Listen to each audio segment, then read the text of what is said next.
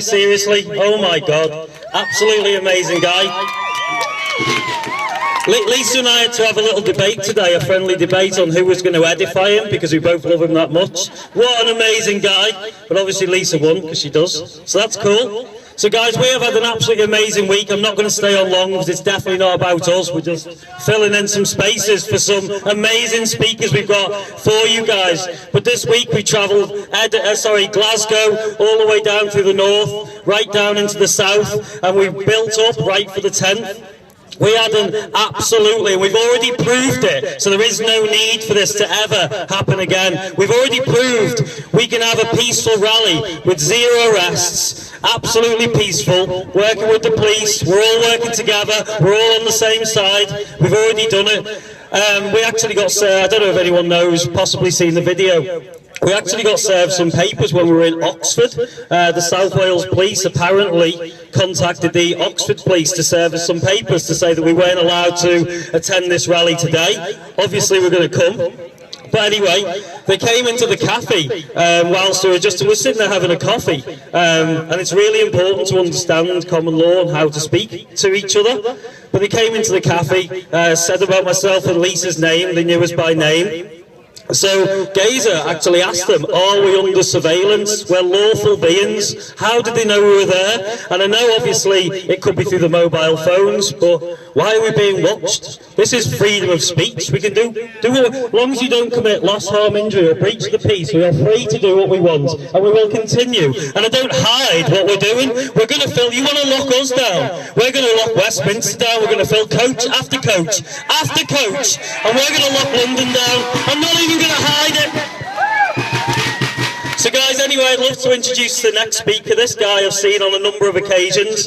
His name is allegedly Dave. The knowledge this guy has got is absolutely unbelievable. Here he is. What an amazing guy. And wow, you're going to learn so much from him. Cool. Let's right into it. Hello everyone, I'm Dave. And before I start my speech, because I've had to write it down. I do videos, yeah. I don't usually stand in front of people. Gazer was saying about solutions, and his idea was to, arrest these people, put them in prison. I've got a different idea, actually. I just recently put myself up as the leader of the country. Okay. Not that I think I'm the best person to be the leader of the country, just to get the idea out there. There's a difference between having leaders and having rulers, which is what we've got right now, yeah? And I'm hoping to get people to understand that. But my idea about dealing with these people is called Smart Island. I'm talking about clearing the Isle of Wight. I know there's a lot of people in the Isle of Wight who won't like that, but clearing the Isle of Wight, putting all the 5G towers on the Isle of Wight, putting all the CCTV cameras on the Isle of Wight. Everyone who's convicted, everyone we try for these crimes against humanity, they go to Smart Island. Okay? They go to Smart Island, and the only reality TV show in this country will be Smart Island, 24 hours a day. Okay? With absolutely no privacy. Yeah, we'll watch them these geezers go to the toilet and everything, but anyway. So, point is, there is no pandemic. We're at war with our government. Yeah? It's not a physical war, it's a psychological one. Yeah? The enemy that we face is a Luciferian bloodline of elite families. Yeah? This bloodline is psychopathic. Yeah? And they are very cunning, and they are masters of deception.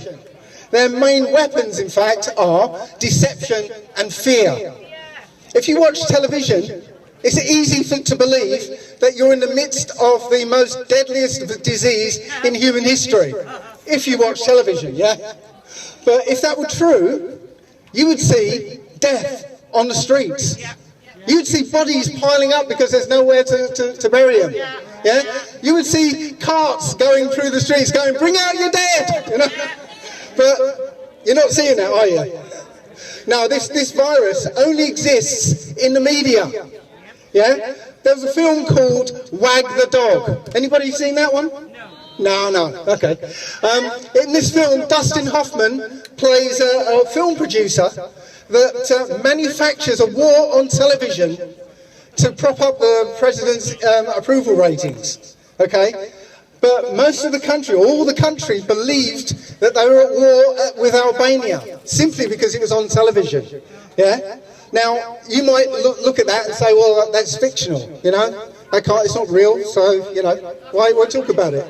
But they actually did this, you know, in real life in 1936, when Orson Welles starred in a War of the Worlds radio broadcast, yeah? And they did it, presented it like it was a news broadcast.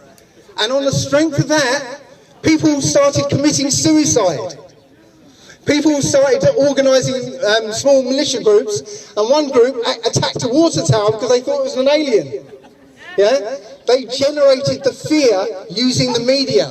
Yeah? And you might consider that like, you know, it was an accident. Maybe the radio station, you know, should have explained what they were doing first of all. But turns out when you look into it, it was a Rockefeller family that commissioned it. Literally, yes, the Rockefeller family. You'll find their names pop up all the way through this. Yeah. So it was a psychological experiment. They learned that they could use the media to inspire fear. This is it, fear and deception. The idea is to keep you frightened because frightened people are easily controllable. Yeah?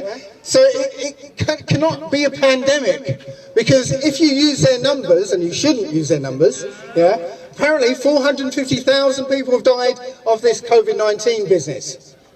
But every single year, 650,000 people die of the flu. So how can it be a pandemic? How can it be a pandemic? So, as I said, we can't even trust their 450,000 number, because doctors have started coming forward to say, you know, that they've been instructed to count every death as a COVID death. There was a doctor in America, Dr. Scott Jensen, who said that every doctor who makes a COVID-19 diagnosis gets $13,000. And they get $39,000 for each one they put on a ventilator, which will kill them. You know? So even though people dismiss this as a conspiracy theory, the Italian government, who apparently had the worst outbreak in Europe, right? They quietly admitted that only 1% of their figures represented actual COVID-19 deaths. 1%. Just recently, and also they said the average age was 89. 89-year-olds dying of COVID. No young people, you know. The CDC, again, quietly revised their number of deaths down to 6% of the original, which is, I think the original figure was 160,000 deaths. They revised it down to 9,800 deaths out of a population of 300 million. You know, it's negligible. You know, in this country, I think it's the Office of National Statistics, right, revised their figures down to 1,379 deaths out of a population of 57 million, you know. And yet, 21,000 people in this country have died from the lockdown alone. You know, which is worst, you know, the so-called disease or the cure? It means that this virus has a fatality rate of 0.02%. 0.02%. When you've got 0.0 something, it actually means zero. In the world, actually in this country, the fatality rate is actually 0.0001%. You are 327 times more likely to die of food poisoning. You are 25 times more likely to die by being hit by a car. 10 times more likely to die being struck by lightning. This isn't a dangerous pandemic. Not at all. If you're under 60 and healthy, again, here's some big or very, very small numbers, your chance of dying is 0.000006%. That's nothing. No, you're not going to die. There is nothing dangerous about this pandemic. But if you watch TV, they'll tell you that this pandemic took them by surprise. Yeah? This virus isn't made for TV production, and it was planned a long, long time ago.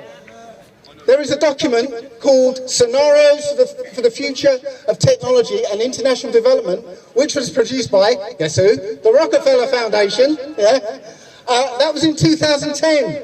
And on page 18 is one of the scenarios, which was called Lockstep.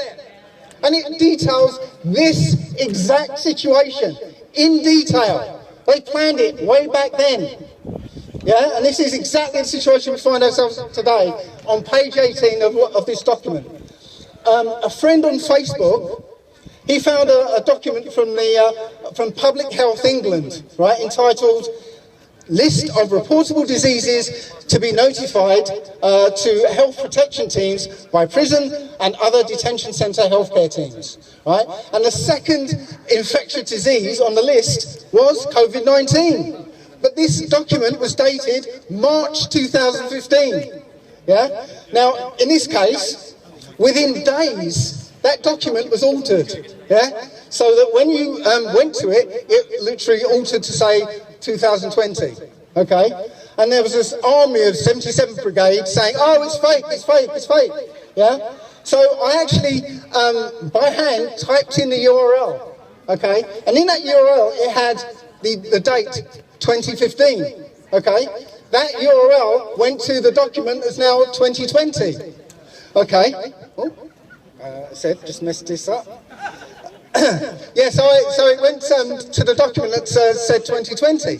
So I decided to put in other dates. So I put in 2014 and 2016 and 2017. They all went to document not found. So, the only document that if you put 2015, it redirects automatically to 2020. So it tells you they've been messing around with it. Yeah, this is what they're doing. They're going back and sealing over all the mistakes that we find. Everything we find that tells that this has been faked, yeah, they're going back and fixing it. Sorry. Sorry. So one of the companies that Bill Gates invested in was the Purbright Institute, and that holds a 2016 patent for this coronavirus, this particular coronavirus. Yeah? There's a document from the World Bank that mentions COVID-19